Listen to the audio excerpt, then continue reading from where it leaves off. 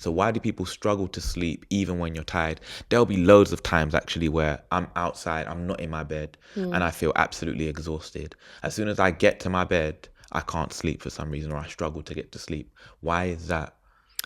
Two most common reasons. One would be to do with stress. So it'd be the first time in the day that you've probably stopped and that you've had a bit of quiet, and then your brain will just go spiral. And everything you start thinking about everything. Yeah. So your brain suddenly becomes really active because you haven't had a pause in your day to reflect and do that earlier. So it's going, right, now's the time to think about everything. Also, if you're really stressed out, that can feed that thought loop that's happening inside our brains. That's one. The other one is screens. As a really, really big one. Screens again, and just lighting in general. It's not just about our screens, but it comes back to those brain cells in our eyes again. Remember I said they were really insensitive in the morning? Yeah. They're actually really sensitive at night, which is annoying. So our phones, laptops, even just overhead lights, like normal lights, they will be activating these brain cells, which is going to tell that clock, hey, it's morning, time to wake up. Wow. Which is not what we want to do, right? It's squashing that melatonin, which is that sleepy hormone. So if we've got too much bright light exposure at nighttime, we might have loads of that fatigue, that sleep pressure from the adenosine going, I'm exhausted, let me sleep. But that clock's out of whack. Yeah. So it's going, it's not bedtime yet. It's not bedtime. And it's pushing it back. Wow. Okay, let's talk about sleep and sleep hygiene. You're a sleep hygiene expert, I would say. You do workshops and courses on sleep hygiene. Yes. Okay, so I feel like I've got really bad sleep. My sleeping pattern is normally I will wake up at maybe like 10, 11. I'm lucky in my job that I kind of control my diary, so I don't put anything in earlier than about 11, 10 a.m. So I wake up normally around 10 a.m., which I don't think is good anyway. And then I will take a nap around 5, 6 p.m, maybe until about 8, 9 p.m. And then I'll actually work from like 9 p.m. till about 3 a.m. sort of thing. So a very different sleeping pattern than most people. I don't know if that's good or bad. I just feel like it's bad. What is good sleep and what is bad sleep? What is a good sleeping pattern and what is a bad sleeping pattern? Oh, that's a really good question. So a good sleeping pattern can look really different for different people. So it's not a one size fits all of like, this is perfection and anything other than that is bad. I think there's a common theme of a lot of people going, oh, if you don't wake at 5 a.m., then like, that's terrible sort of thing. That's not true at all. And what you're alluding to a little bit there is what's called your chronotype, which is a fancy way of saying, are you a night owl or an early bird? Okay. So that is a real thing.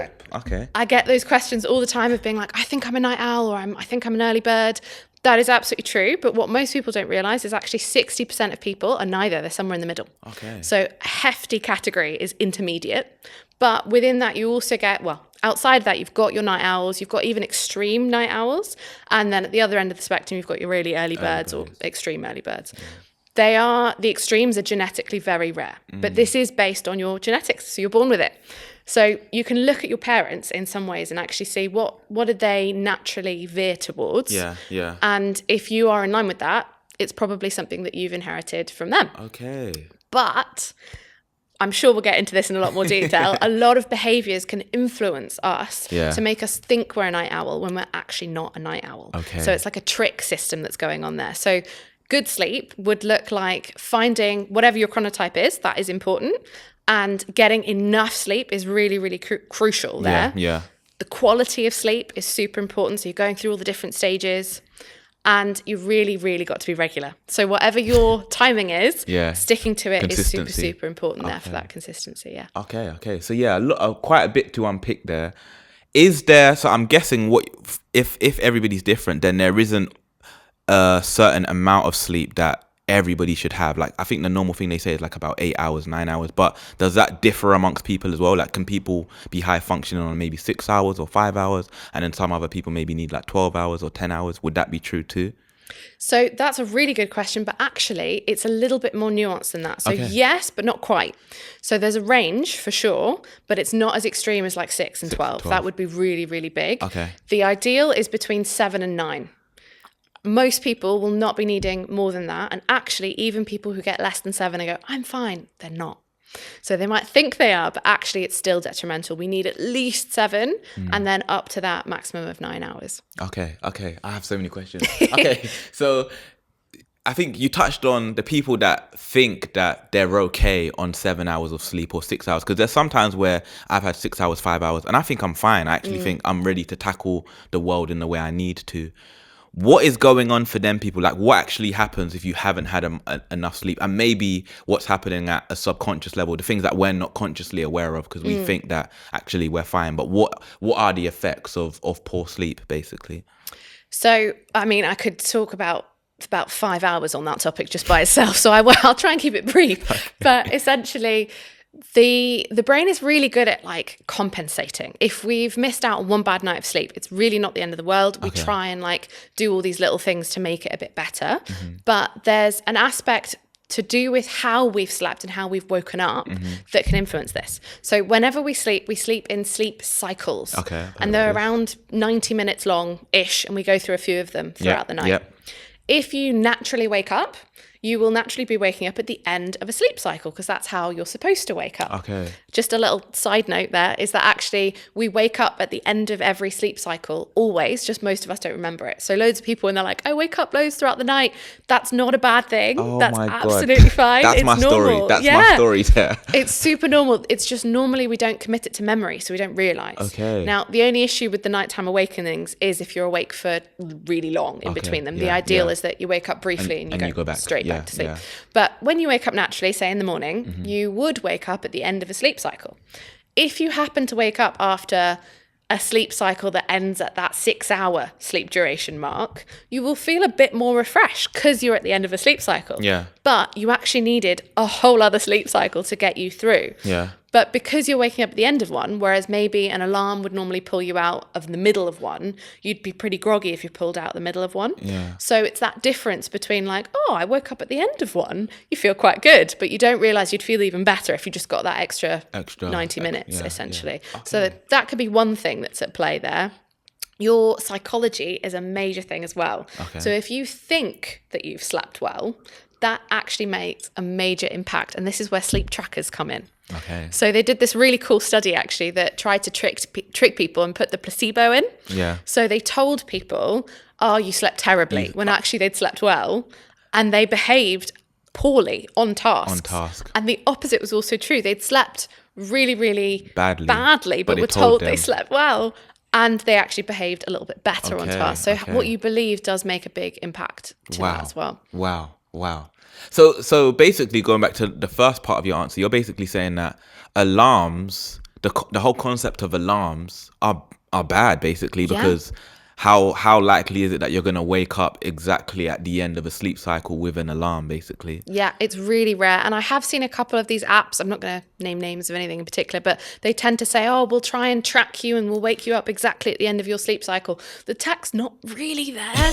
Like, it's getting there, but it's not that great. And especially when it's in app format. Some of these really high-tech things that are built into the bed. Fine. That's different. Yeah. But on your phone, not as accurate as it might think it is. The best marker of it is, when do you wake up naturally? So yeah, absolutely. Alarms are not great for us, and nor they're not good for our hearts either, because that stress of waking up initially, that shock is not great. Yeah. So ideally, we'd be waking up without an alarm. And I know it sounds wild for people that are like, I need my alarm, but it's absolutely doable. If you get the right sleep hygiene tools in that we're going to talk about, you can absolutely train your brain to do that naturally without needing that alarm. Wow. That is so amazing. Okay. Let me move on to the sleep cycles part of your answer. Are these cycles the same thing, or do different things happen in these cycles that you need to get, let's say, like 5? Because I know they have things like REM sleep, and not every time you sleep you reach REM sleep. Would you say that is REM sleep just one of the cycles that is needed, and what are the other cycles, if so? Yeah. So definitely there are different cycles, different stages within that cycle. Okay. So in one cycle, you're going through all the different stages of sleep. But before I tell you what they are, I'm going to break it down a bit more. Okay. Because actually there's two categories of sleep first, before we talk about stages. Okay. One is REM sleep, as you just said. Okay. Stands for rapid eye movement, which is when our eyes are literally rapidly going like that. Yeah. And then the other one is non-REM sleep, which quite literally means not rapid eye movement sleep. Yeah. So from that perspective, these are the two main categories. REM is its own thing. It kind of sits by itself. And then that non-REM sleep is broken down into 4 different stages. Okay. Often, some people will say it's just 3 stages. In more recent research, it's been like, actually, no, we know there's a 4th one, but the last 2 are kind of lumped together. So we've got stage 1, stage 2, stage 3, and stage 4. They haven't nice got and names. Simply. No, Okay. they're just stage 1 non-REM sleep, essentially, nice and easy. And you go through them in order. So a typical sleep cycle would look like you entering stage 1 of non-REM sleep, then stage 2, which means it gets a little bit deeper, Okay. and then you drop down to stage 3, stage 4, and then you actually pop up for a little bit of REM sleep, and then you wake up. That's your sleep cycle. Okay. Throughout the night, the proportion that you go through all these different stages changes. Okay. So right at the beginning of the night, you're getting loads of deep sleep, which is that stage 3 and 4 of non-REM. But more towards the morning, you're getting loads of REM sleep and less deep sleep. So it's actually really important to have enough sleep for that exact reason. Because if you don't sleep enough, you're not going through all the different stages in their right proportions. Okay, amazing. Okay. I feel like, again, I'm getting so many questions off of your answers rather than going through the questions that I had preset. But I feel like I'm a light sleeper. Like anything can happen in the room. Yeah. If I'm in bed with my partner and she moves, then I'm awake. If I hear a noise outside, I wake up, and I live amongst the students. So there's a lot going on. So any slight movement, whereas most people would still like stay asleep, I feel like I'm awake and consciously awake. So I always remember waking up multiple times throughout the night. Sometimes I'll go to the toilet or get a drink of water, but for the most part, I'll just be able to put my head back to sleep. But I'm such a light sleeper. Yeah. What is going on there? Am I just not reaching that stage of deep sleep, or am I just a light sleeper? It's possible. Generally, I would say your brain is really good at getting all the different stages that it needs, as long as you give it the right parameters, like you're getting enough sleep, all of the sort of big basics. Yeah. It is possible that you're not quite getting into it, so there's some like fine tuning that you could do. You wouldn't really know that unless you put one of those scanners on your brain and actually went and had a look, though. Yeah. But what's really common is that if we've got quite a lot of stress in our waking time, that can like bleed into nighttime, so that when we do wake up, everything's just a little bit more like shallow. So when we wake up, we're more quick to be alert because our body's still a little bit stressed. We haven't fully relaxed. Okay. So actually practicing some relaxation techniques in the day can have this knock-on effect that you go deeper with your sleep and more calm at night. Okay. Amazing. Okay. The last question I have, based on your question, your answers that you've given, is I actually saw an advert popped up on my Instagram the other day, literally like 2 days ago. And it was about one of these. It was called like Pod 5. And it was literally like a whole bed that is about tracking your sleep and then modifying the bed so you get better sleep. I found it so fascinating because I'm somebody that, I get really hot when I'm sleeping, or I'll get really cold, and those sorts of things would wake me up. Or if I'm in the wrong position, then I'll wake up. I found it fascinating. Are those things, are those the kind of things that you're saying are good for sleep and are going to improve sleep? Yeah, absolutely. I would say so. I mean, I haven't tried one personally, but from what I've seen, that pod one, I can't remember what it's called, but I've seen it advertised and I've looked into it a little bit. And generally, that's the tech that's going in the right direction, but they are very, very expensive. They're like thousands of pounds, basically. $4,000 I was seeing. Yeah, exactly. Yeah. So I would always say, like, if you've got the disposable income and you're fascinated about the data, it's not a bad thing. There's definitely some cool things you can learn. And the fact that it can change your temperature throughout the night, that's actually really powerful at affecting your sleep.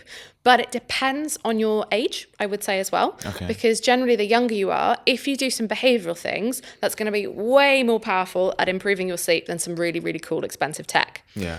As you get older, I would still say the behavioral things are more powerful, but that's when you might need a little bit of help, especially to do with like cooling the bed in the night and things like that. Of course. Depends on stages of life, potentially even menopause to do with hot flashes, things like that. There are like exceptions, and it's a cool thing, and it is true, but I would say that most people definitely don't need it. Yeah.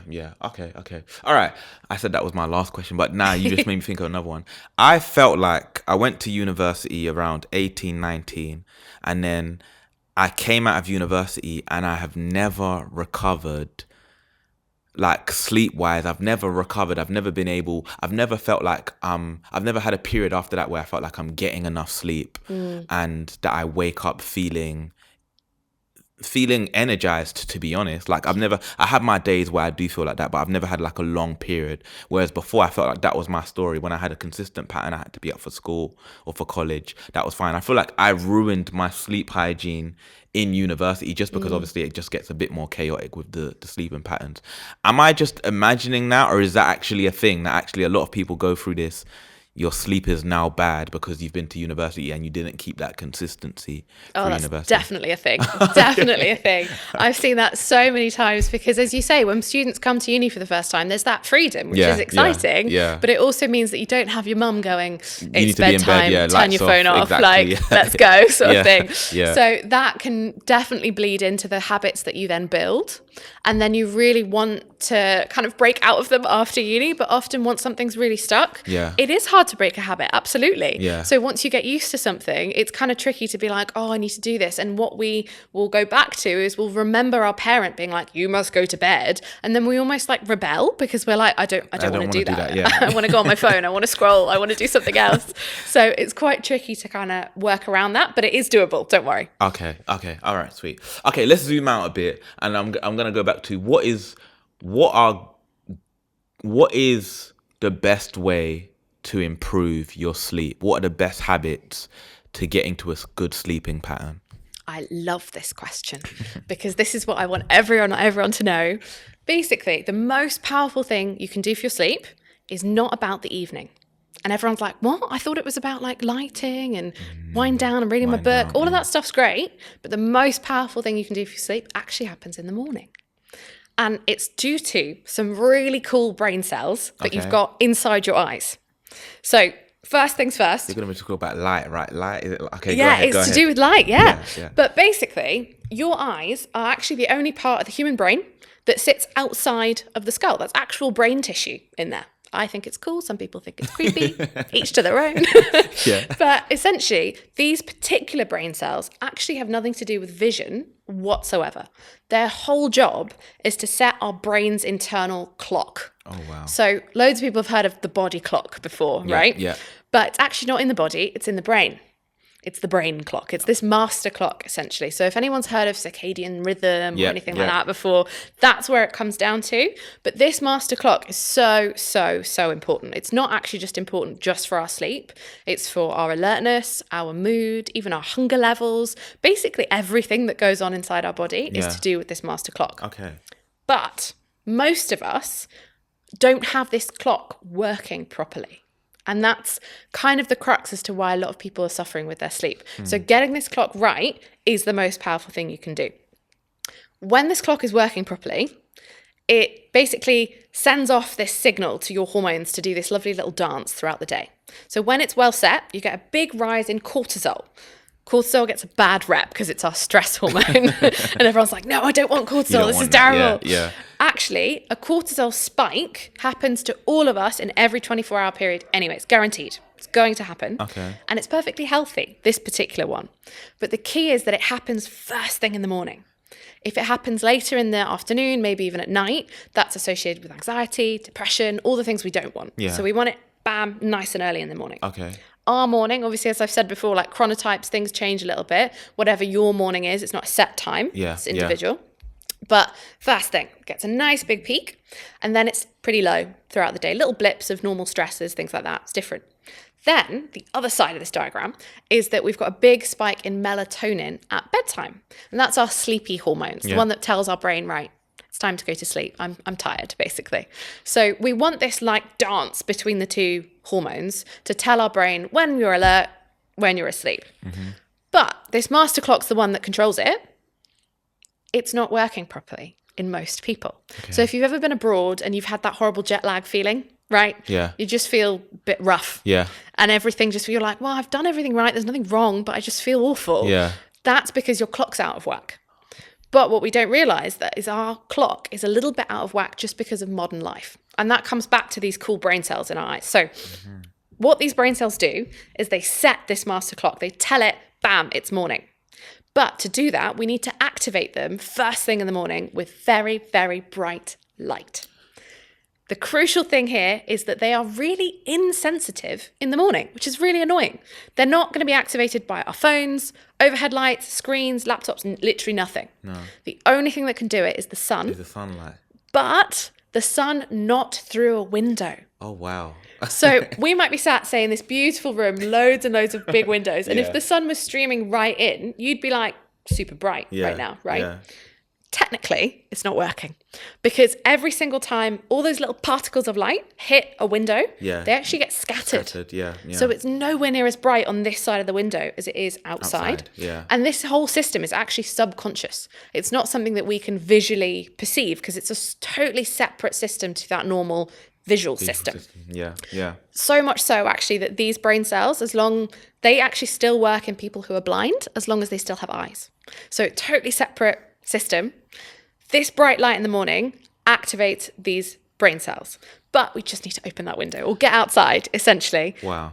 And the time is important as well. So we want to do it within 2 to 3 hours of sunrise, and that's because that's when the sun is at what we call low solar angle, which is just low in the sky. Okay. When it's low in the sky, it's like filtering through the horizon. So the cocktail of colours that actually reach our eyes is this contrast of blue and yellow. Yeah. And that's the perfect cocktail that activates them. Wow. So the tool, after all that long explanation, is just simply getting outside for just 10 minutes within 3 hours of the sun having risen. Doing that every day is the most powerful thing to affect your sleep. It is a game changer. It's that powerful. Wow, that's crazy because I've never heard that before ever, and I've listened to a lot of sleep hygiene. I've read a lot of articles. I've never actually heard that. So what does that look like practically in today's day and age? Does that look like actually going for a jog in the morning, something like that, or actually just making sure you're commuting to work sort of thing? Or it can look different for everyone, and that's the great thing about it, is because we all have different routines, different lives. We can shift it in wherever we want to. I have some of my one-to-one clients will be like, I don't want to get outside in the morning, I don't want to do this. And so we work to kind of see what's the easy way of getting this done. And honestly, some of them, and what I always tell people just to start with if they're finding this difficult, open the window, stick your head out like a dog. That's it. 10 minutes, even if it's building a little ritual, might listen to a podcast, whatever it is, just removing that household glass out the way and just looking out your window, golden. Wow. It can be as simple as that. Or you could be like, right, 7 a.m, I'm going for that 5K run. This is me. If that's you, that's great. So it depends. Everyone's a little bit different, but just 10 minutes outside in the morning, first thing after waking, all you need to do, you can play with it in so many different ways. Wow. Okay, that is interesting. That's good. You've already given me something that I can take away and actually try to implement and see if it works. Okay, I'm a napper. I like taking naps throughout the day. I think I said that earlier. Is that a good thing or is that a bad thing? Now, I feel anytime I've had a nap, and it might be going back to what you said about your brain tricking you, but I feel anytime I've had a nap, especially around that evening period, then I've got enough energy to be productive in the evening. Am I ruining my sleep with that? Is that a facade? Is that a placebo effect? Are naps good in general? I know in some countries, I think Spain, they have siestas where actually people sleep in the afternoon, and it makes them more productive in the late afternoon and evening. Is that a thing or is that a myth? So it's definitely a thing, but there's a really big but. Okay. It's super, super polarized. So it's one or the other, essentially. So the key question you've got to ask yourself is, if you nap, does it affect your ability to fall asleep later at night? Yes. Then don't nap. And that's the key, because if it doesn't, fine, nap away, no problem. There are little nuances you can do, because maybe napping slightly earlier so that it doesn't affect your nighttime sleep. Little ways, but generally if you nap and it affects your nighttime sleep, do not nap. You're not a napper, sort of thing. But if it doesn't affect your nighttime sleep, go for it, because sleep itself is replenishing. So it will absolutely give you that boost in energy, give you that like, oh, I'm feeling a bit more refreshed now. And it actually comes down to, if I can get a bit nerdy, a chemical inside our brain. Go for it. So this chemical is called adenosine. Now, if anyone did GCSE biology, or I don't know what it's called now, it's probably not called GCSEs anymore. I don't even know. It is called GCSEs. Oh dear, I'm old. Showing our age. School age biology is what I'm going for there. And learn about sort of ATP, adenosine triphosphate, was that energy molecule of the body, that currency. Adenosine is the waste product of that energy currency in our body. So it's building up whenever we do anything. Just existing, exercising, using our brain, anything. Okay. And this adenosine is what makes us feel fatigued. And it builds up in our brain. It's what's called sleep pressure. And it's not physical pressure. Your brain's not going to explode or anything like that. But this sleep pressure is that feeling of like, oh, I've been awake too long, I'm tired. Yeah. And it's totally separate to that circadian rhythm we've just talked about. Because I would say you'd get this, say you've ever been awake for like, 20 hours, you've had to catch a flight or something like that. Yeah. And you're getting that moment that your head's just going, you're just dropping. Yeah. And that doesn't matter what time of day it is. It's just to do with how long you've been awake. Yeah. That's that sleep pressure. So that's to do with adenosine building up inside your brain. If you nap, you clear adenosine because whenever we sleep, we're clearing lots of that adenosine out of the way. So in some ways, great, I'm clearing some of that adenosine. But you need that adenosine to be nice and high at bedtime to tell your brain, I'm tired. It's time to go to bed, right? Yeah. So if you don't have enough, that's when it can affect you. It's kind of like snacking before a meal. Yeah. You're getting rid of that adenosine. If you nap really, really short, you might be able to just take the edge off and then you're good. You've still got enough of a build up for bedtime. But if you take too much away, that's when it can affect your nighttime sleep. Yeah. Okay. How does caffeine play into that? Does caffeine do anything? What does caffeine do with regards to sleep? Yeah, so caffeine actually plays on that molecule I've just said, adenosine. Okay. That's how it works. What caffeine does is it goes inside your brain and it blocks all of the receptors that are looking for that adenosine. So we've got all these receptors that are waiting to bind with that flowing adenosine inside our brain. And what the caffeine is kind of like a bouncer standing in the way. Yeah. It's just going like, no, you cannot see this. So all of this adenosine is still in your brain. It's still there. It's just tricking you. Exactly. You're not picking it. You're not seeing it, basically. Exactly. You literally just can't see it. So that's actually why some people will get a caffeine crash, because when that caffeine moves, when the bouncers are gone, and you can see the cue, the wave hits you, basically. Yeah. So that's exactly what's going on there. That works on that system. Okay, amazing. Okay, so caffeine, a good thing in the morning, maybe not so good in the later half of the day. Well, I asked you if you wanted a cup of tea when we walked in here, and it's about 6 o'clock, and you was like, "No, I can't do that." No, and people definitely have different sensitivities. Okay, but I still would say that caffeine, you do not want it in your system at bedtime. And caffeine is not a bad thing. A lot of people will demonize caffeine and be like, "Never have a coffee, never have a tea." That's actually not true at all. In some ways, actually, we found out that coffee itself is a health drink because of our microbiome effects and good things for that gut bugs and stuff like that. Yeah. But timing is key. Yeah. So you want to cut off, and people hate me when I say this, 10 hours before bedtime, which is quite a long time. Yeah. Say you're going to bed at 10 p.m., that would be a midday cutoff, which is quite early. So you want to clear all of that caffeine out of your system. But I will always get people that go, well, I can have an espresso before bed and I fall asleep fine. So I'm fine, right?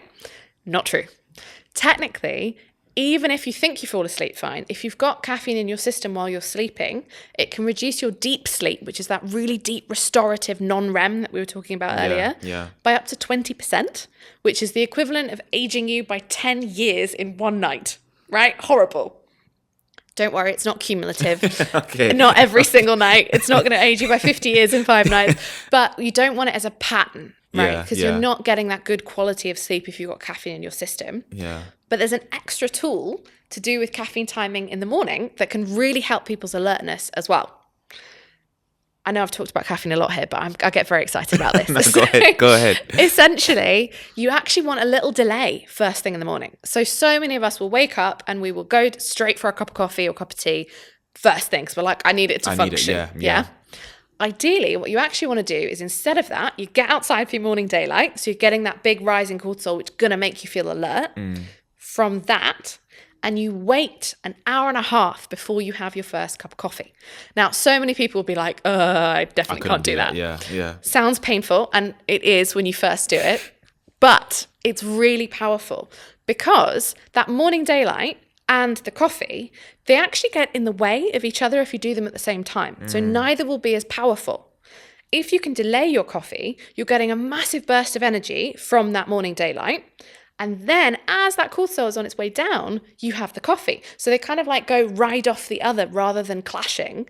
Both are more efficient, and then you don't get an afternoon caffeine crash. So you have way more alertness from that coffee throughout the day. So even though it's painful when you first start, it's really, really worth it. And once you get used to it and you get that morning daylight habit going, it's golden. Yeah. Okay, so why do you think all of these these things that maybe aren't so beneficial for sleep have become standard in everyday life. Like the whole coffee in the morning thing, that's normal. That's a normal thing that society would say, this is good for you. This is how I actually start my day and I'm able to function in my day. How has that become a thing if actually that's working against good sleep and then I guess better functionality? Yeah, I think it's really common that people will self-medicate in a way. Yeah. They're not going to be going, right, you know what, let me consult the science. Yeah, yeah. They'll just go, this makes me feel alert, therefore I'm going to have it when I feel sleepy. Yeah, and it just feels logical. And often most people won't stop and think and go, how is this actually making me feel? Yeah. Especially if they're not, because of modern day life, not getting that morning daylight. They are feeling groggy in the morning. So they're going, well, I know what works. I'm going to go and have this instead. And it just becomes an accepted norm, I would guess. Yeah. Okay. All right. I'm going to speak about a couple of other things that I've been told help with sleep anyway, or at least I would think it helps with sleep. Tiring yourself out through the day. Is that a thing? Like maybe going gym twice a day or making sure you're physically active or like being highly functioning and looking at a screen.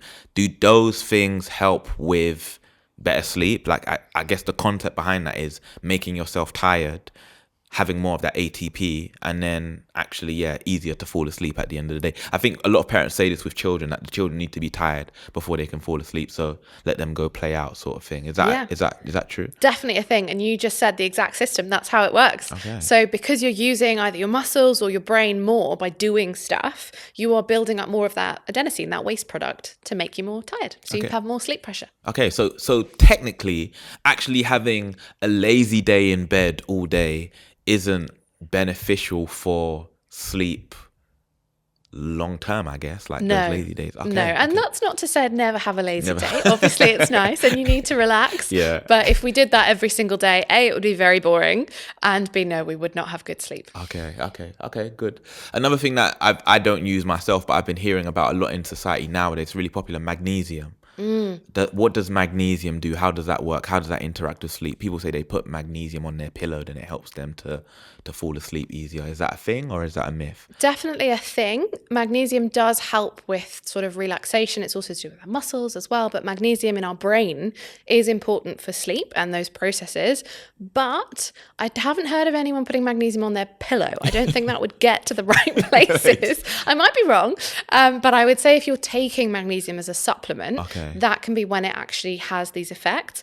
But crucially, it's a type of magnesium. So I will put a little disclaimer. This is not my area of expertise. I'm by no means qualified to tell people what to take and what they shouldn't. I'm not a doctor. But from what I know of the literature, I can say a little bit about it. So essentially that magnesium, if you have magnesium citrate or citrate, however it's pronounced, that's the most typical one. And that's really good for your muscles. And that will go all through your body. But it's not crossing what's called our blood-brain barrier. Now, our brain's very precious. It doesn't allow everything in there.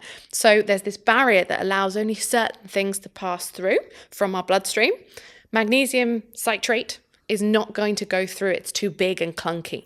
There's a different type. It's called magnesium. I think it's glycinate. And I think there's also a 3-in-8 option. There's two different ones. And they will go through your blood-brain barrier. So it's worth just Googling if you want to know taking a magnesium for sleep. It would be the magnesium that crosses your blood-brain barrier, BBB. And finding out which one it is there. That said, it's definitely not needed. So all the behavioral tools, for example, the morning daylight that we've talked about, tiring yourself out, things like that, they're going to be more powerful for your sleep. Taking something from a supplement form is like the icing on the cake. It's the fine tuning at the end if you want to, but you definitely don't need to do that. Okay, amazing. Okay, why do some people struggle to fall asleep even when they're exhausted? I feel like we've already answered this question, but I really just want to pull it out. So why do people struggle to sleep even when you're tired? There'll be loads of times actually where I'm outside, I'm not in my bed, and I feel absolutely exhausted. As soon as I get to my bed, I can't sleep for some reason, or I struggle to get to sleep. Why is that? Two most common reasons. One would be to do with stress. So it'd be the first time in the day that you've probably stopped and that you've had a bit of quiet, and then your brain will just go spiral. And everything you start thinking about everything.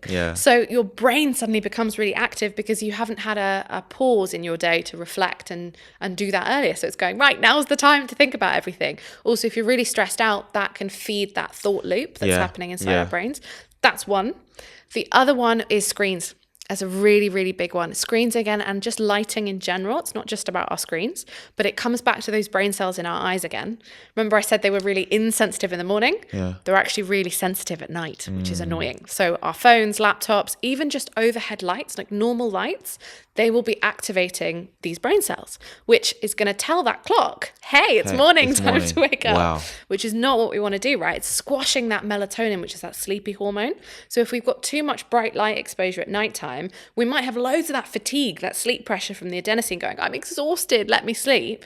But that clock's out of whack. Yeah. So it's going, it's not bedtime yet. It's not bedtime. And it's pushing it back. Wow. And that actually, one of the biggest habits of our generation is getting into bed, either having your MacBook, iPad or whatever on, or even your phone actually, and then like scrolling until you fall asleep. But you're basically saying that could be like the worst thing. Literally the worst thing for sleep. Yeah. Okay. Because even if you're doing all this really good work and you've gone out for that morning daylight and stuff like that, you're then counteracting it by doing it later in the evening. You're confusing this clock by being like, oh, it's morning again? Oh, I haven't slept. And it gets really, really out of whack again. So ideally, I'm not saying again, everyone's like, oh yeah, don't go on your phone. So it's just a window. That's all that's needed. It's a little wind down window to avoid that screen use, to allow your brain to do that transition and calm down. So doing something else is really important in that time. It could be, the stereotype is reading a book,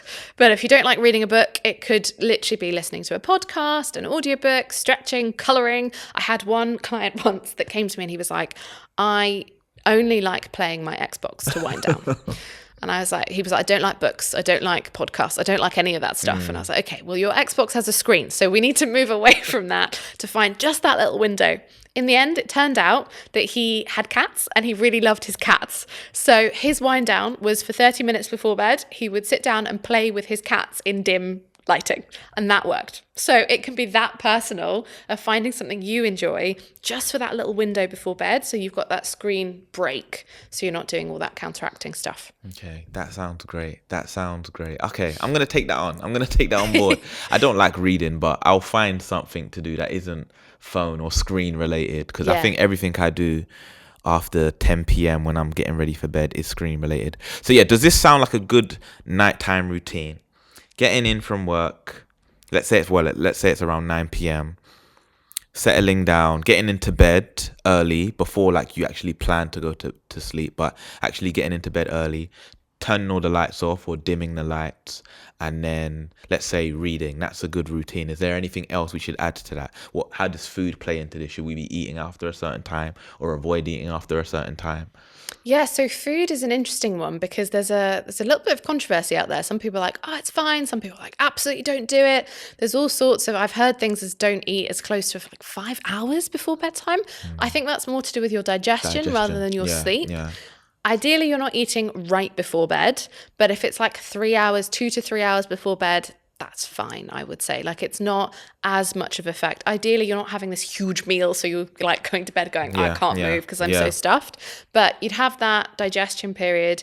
The getting into bed before you actually want to sleep is a little bit tricky. Okay. So it depends if someone's got insomnia or not, essentially. So if they really struggle to fall asleep, you don't want to be doing other things in your bed because your brain is an association machine. So if it starts to associate bed with wake time, you won't sleep. So ideally, you'd be doing your wind down outside of the bedroom. But that depends, because some people are absolutely fine to get into bed, do a little bit of a read, and that's enough of a cue to their brain then to go, it's bedtime. So that's where it's like a little bit of a balance. The idea is that you're not getting into bed like 3 hours before you want to be sleeping. That would be way too much time spent. Whereas a little wind down before bed is less of that bad awake association, essentially. Yeah. Okay.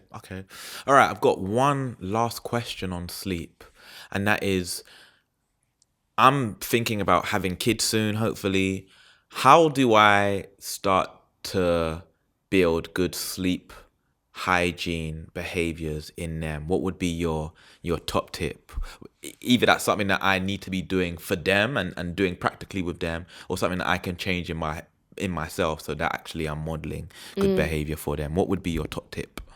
Top tip is do it as a family, because if it becomes the norm, then the kids would be really well set up for the rest of their life, because that's just what comes naturally to them. So things like the morning daylight, doing it as a family, all going outside for a walk together, and then that's just the thing that you do.